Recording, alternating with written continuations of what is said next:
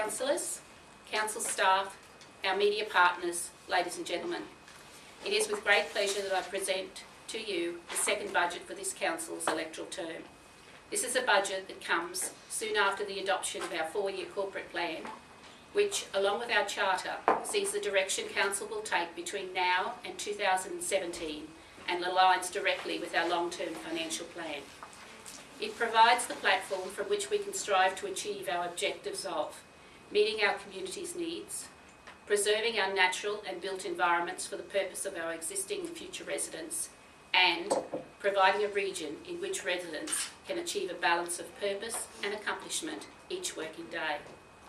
It is a responsible budget, specially focused on providing services in key areas, reducing the impact of growth demand on our residents, and ensuring valued services and infrastructure are maintained and key infrastructure projects are funded responsibly.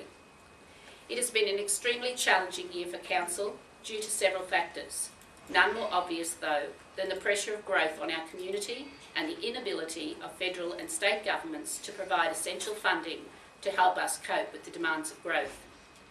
A key aspect of the development of this budget has been ensuring our short-term decisions are consistent with Council's long-term financial plan, which means Council has been able to consider the long-term picture of service levels, rate increases, capital programs and borrowing levels when developing this budget. Council's long-term financial plan itself has been the subject of a detailed credit review by the Queensland Treasury Corporation, and I'm pleased to say that a sound credit assessment has been achieved. The revision of the long-term financial plan that accompanies this budget will be subject to the same rigorous assessment process due in the first half of this financial year, and this budget ensures that Council's financial indicators remain in line with this sound rating. As has been the consistent theme during the past couple of years, the challenge for Council remains balancing the pressures of growth while operating in an environment that is producing several affordability issues.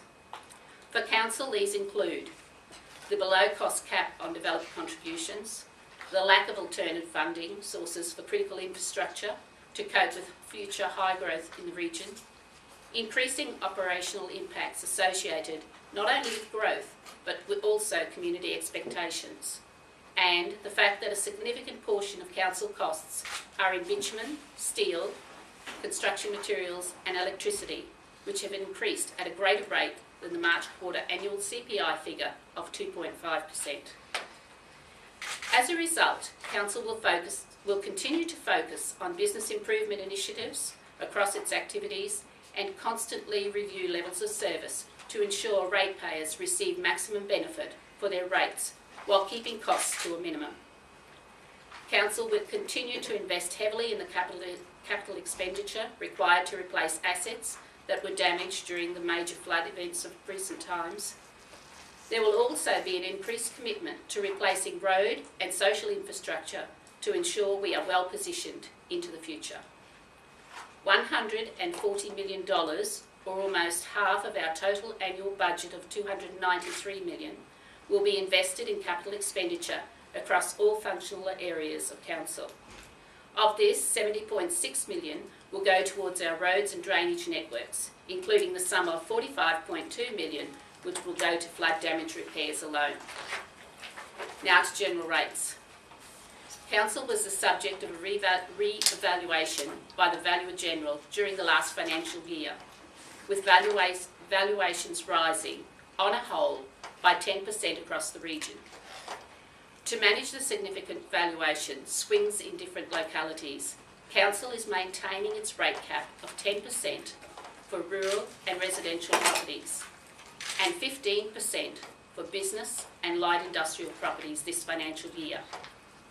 With respect to general rate increases, I am pleased to announce that residential general rate revenue will increase by 2.5% in line with CPI. To give this some context, 55% or 11,351 residential properties will receive a general rate reduction this financial year. A further 23.7%, or 4,877 properties, will receive an increase of less than CPI, while the balance will have varying increases, with the maximum increase capped at 10%. General rate revenue from the rural sector remains in line with CPI at 2.5%. However, residential development properties will not receive the rate cap in 2013-14, and business, commercial and light industrial sectors will see a general rate increase, revenue increase by 5% this financial year. In regards to waste, all premises receiving a domestic waste and recycling service will pay $7 or 2.7% more for this service this year. Domestic sewerage charges in Gladstone, Boyne Island, Tannum Sands and Calliope will increase by $1 per week as part of our 10-year phase-in of parity pricing for access charges across the region. The charge at Agnes Water in 1770 has not been increased. Domestic water access charges will increase by 62 cents per week in the Lake Wonga scheme, 79 cents per week in the Miriam Vale and Baroran scheme, and 13 cents per week in the Agnes Water in 1770 scheme. Consumption charges for those connected to Miriam Vale and Baroran scheme will increase by 10 cents to $3.60 per kilolitre, and those on the Agnes Water and 1770 scheme will see the same increase to $3.65 per kilolitre. The price for water in the Lake Wonga treated water supply will increase by 4 cents per kilolitre to $1.59 per kilolitre. Great result, which continues to reflect the overall cost of water to council by the Gladstone Area Water Board under a pricing mechanism independently reviewed by the Queensland Competition Authority. So in closing, I would like to thank my fellow councillors, our fantastic staff for all their hard work and the enormous effort they have put into this process, which began earlier this year. I'll leave it to councillors to release further key features within each of their respective portfolios, and I commend the budget to you. Thank you.